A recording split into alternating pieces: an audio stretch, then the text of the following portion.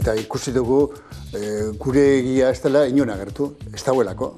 Gu ez dugu inon ikusi gure testigantza, guk zer egiten genduen, nola gertatu zen, zer egin genduen, badaude historia pelikulak ere bai. Ez da modu zehatzien horrek egiten politikan batez ere, ez du eragin egoeki bat ere ez. Ez bakarrik ondorio fisikoak, eta hori da, azkenien ordaina zein den, ordaina ez da batez be eta niretzat bat ere ez ekonomikoa ez dirukoa, da onartzie, aitortzie.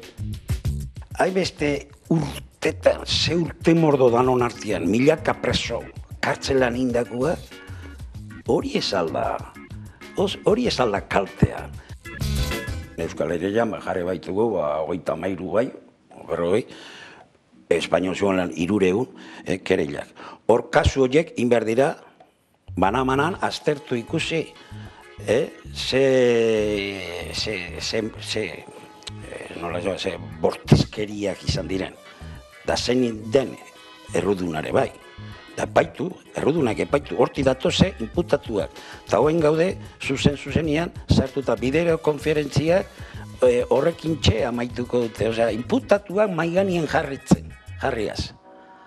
Eskak horra da, baina hortagoaz.